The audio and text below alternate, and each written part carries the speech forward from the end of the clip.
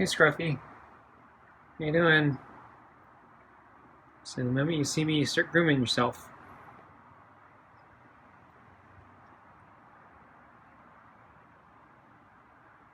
So is that the exposed torn fur? No, I don't think so.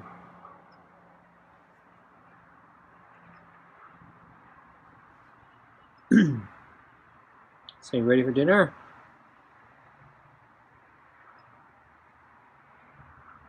No, I think you want to groom yourself. There you go.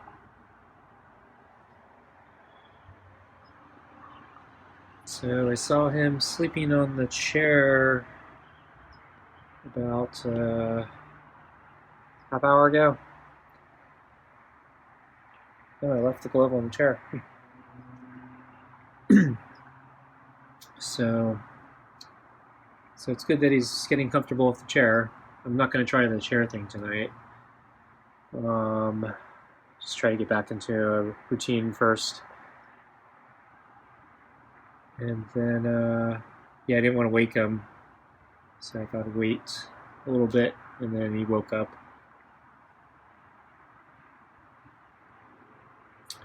And then I turned on the lights, and he jumped down to where he is now, so I think he knows when I turn on the lights that I'm going to come out soon. Okay, there's a meow. Okay, does that mean you're ready for dinner? So I got hearty cuts with real chicken and beef. I think it's your favorite. So no smorgasbord tonight, just kibble and wet cat food. Kind of the usual. Okay, so I'm going to pick it up and bring it out, okay?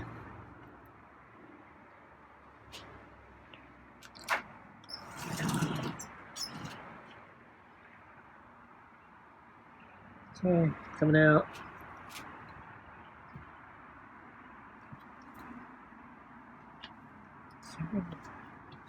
Get your water.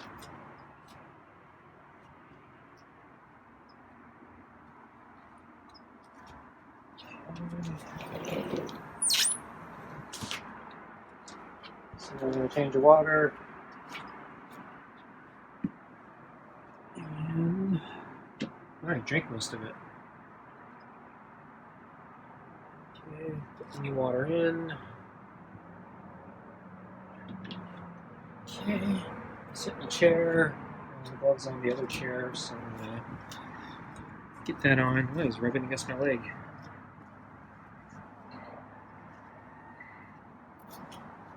Okay, so I got the glove on.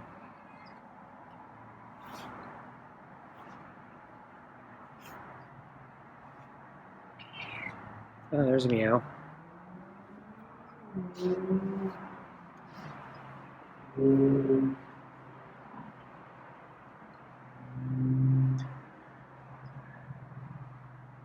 So I saw Scruffy actually hanging around today.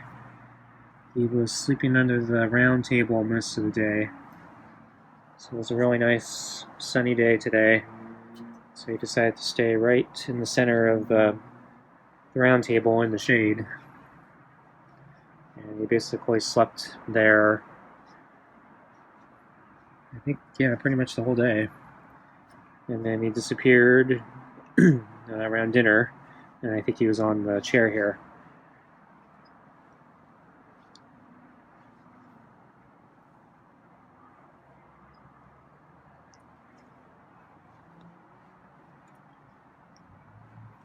So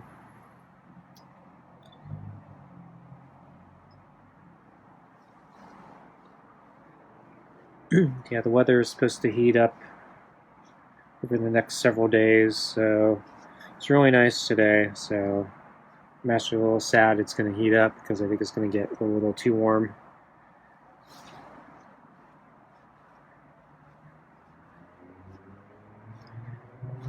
Not quite a heat wave, but like right on the border, especially for early spring.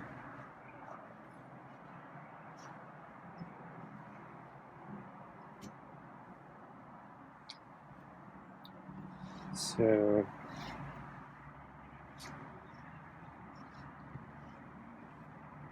I went out for my runs, I don't know, today. So the weather was warm enough that I didn't need the heavy clothing. So no long pants and no heavy sweater.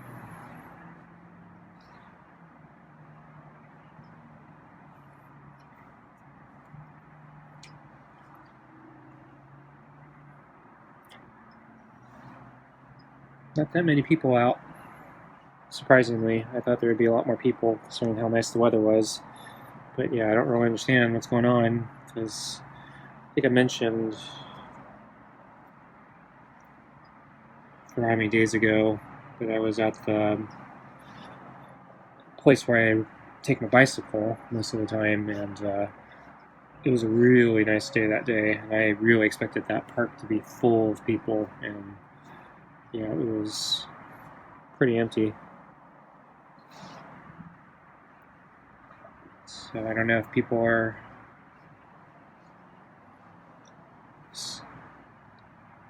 staying home or if they're going elsewhere, like shopping. So I've heard reports that all the shopping centers are like crazy busy. So I don't know. I haven't been shopping in a while. I actually need to go grocery shopping soon. But because my freezer broke, I'm having a really bad week. So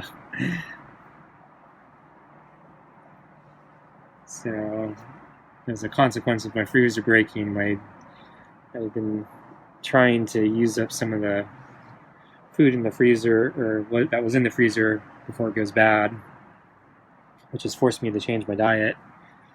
And I'm actually a little concerned. I'm probably eating too much, and I'm trying to be good, but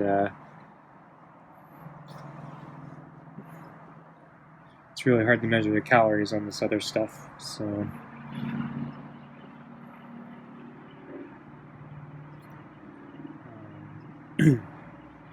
so I don't know if I'm calorie-wise, if I'm neutral, or if I'm actually increased it a little bit, or if I'm actually less. The fact that, well, one day I actually felt pretty hungry, so maybe I actually had less, but I think the past couple of days I haven't felt as hungry, so I'm probably eating more.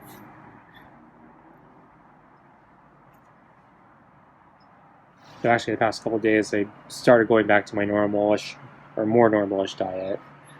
So my breakfast has changed, but I kept my dinner the same. So for breakfast, I've been mostly eating oatmeal and fruit. But recently I've been eating all sorts of stuff that was in the freezer. So I had hummus froze that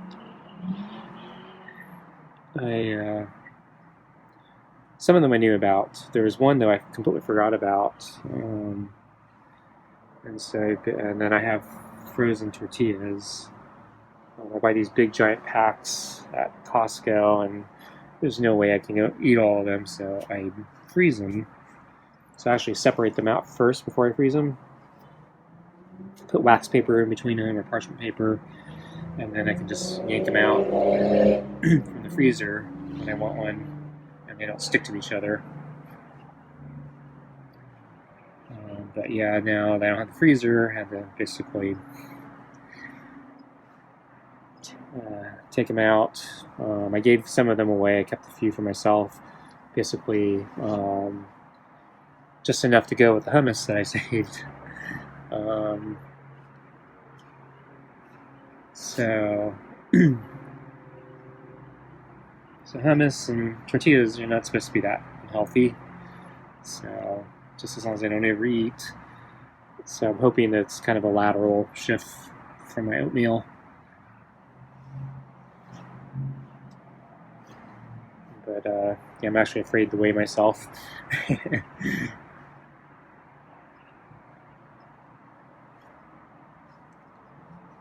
So I think we're close to time here, Scruffy. You want to get your dinner going? Actually, you're still head rubbing, so let your head rub a few more times, and then I'll get you your food. How's that sound?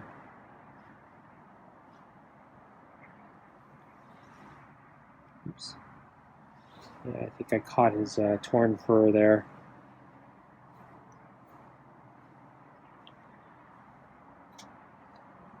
Okay, I should wrap this up. Okay, let's wrap this up. And let's get your food, okay? Yeah, there's a meow. And I'm gonna get the brush. And you get like a grooming artifact there, so I wonder if you got fleas again.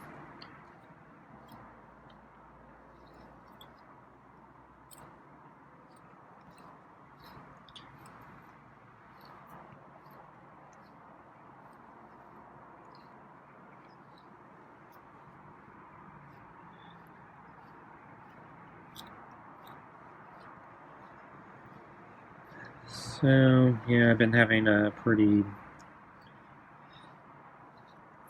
well, emotionally, I guess, rough week. I guess it's not, I don't want to use the word bad week, though it hasn't really been a good week. I mean, it could be a lot worse, but emotionally, I'm feeling like it's been a really bad week. So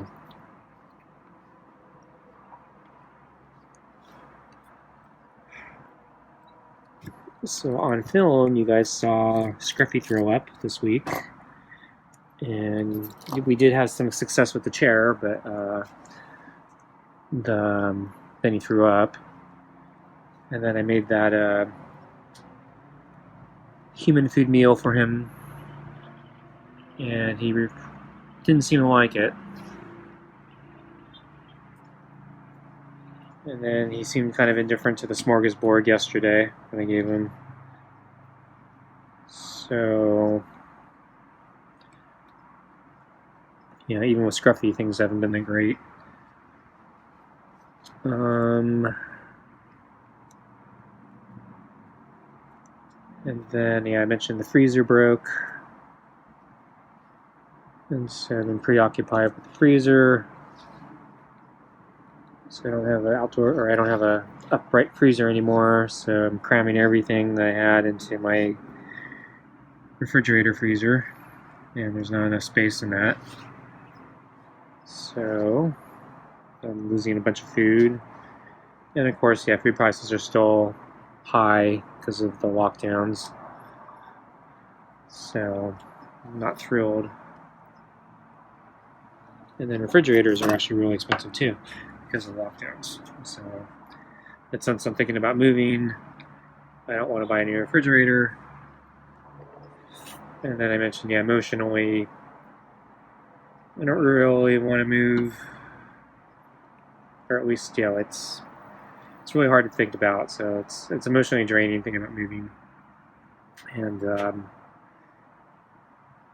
so I could, yeah, before I could at least compartmentalize it. So it's like, okay, I need to plan for my future here, so, or elsewhere, for my future elsewhere. And then I can focus on that, and then, you know, go back to other things. But now with the freezer breaking, now that I think about meals and food storage and, you know, my temporary everyday living when it comes to, you know, food, now I have to think about the fact that I'm moving, because that's the reason I'm not buying a replacement freezer. So so that's a bit emotionally draining. And then I mentioned before, so around the same time actually, so my aunt died, which I've talked about. And then I also mentioned I have a cousin who was in a bicycle accident. He was hit by an SUV, and he has a lot of injuries. So I just got an update recently, and he just had a surgery for a herniated disc. I think the surgery went okay, but yeah, he has a lot of problems. He has like a ton of stitches on his face. He has, I think, he broke both his hands, a lot of shoulder pain. Let's see what else? And yeah, it's a concussion. And I know the doctors are still worried about the concussion and potential long-term brain damage or injury. I still haven't heard on that front. So I guess they're still trying. I guess they're still observing. So that's.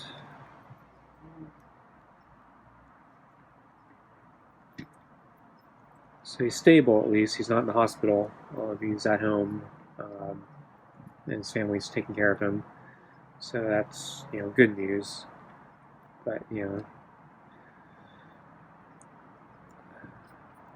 I don't want to say it's so that's why I don't want to say bad news because it could be a lot worse. But but emotionally, these things are not good to hear about.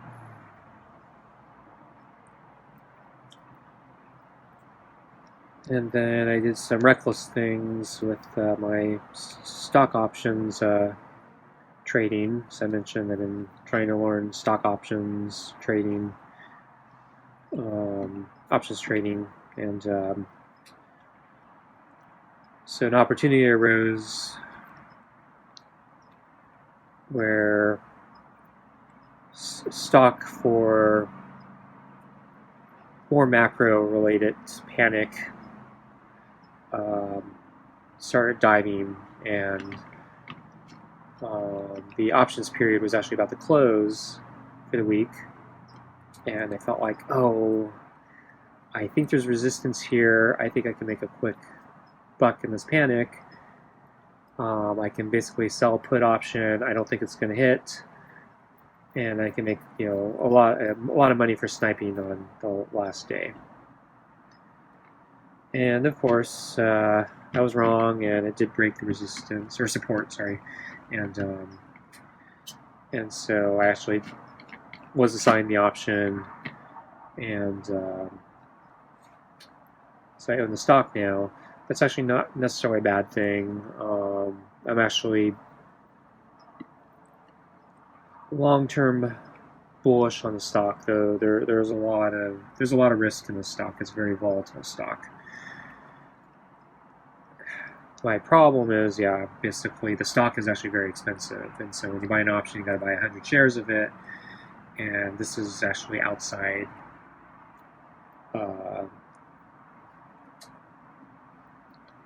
what I consider a safe allocation. So I've over allocated too much money into this position. So for the moment, I'm still kind of about break even,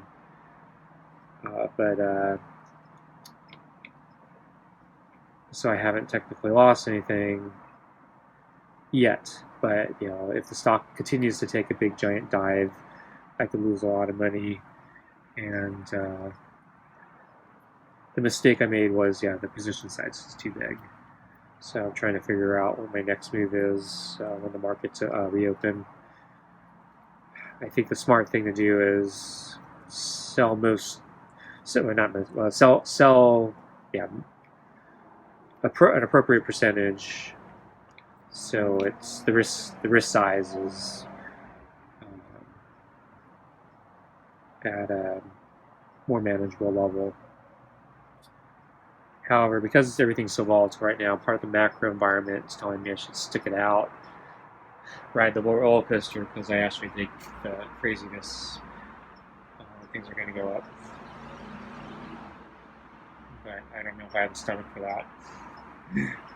So anyway, Scruffy's finished very early tonight, so I guess that's it for tonight. Thanks for watching, and we'll see you next time. Bye.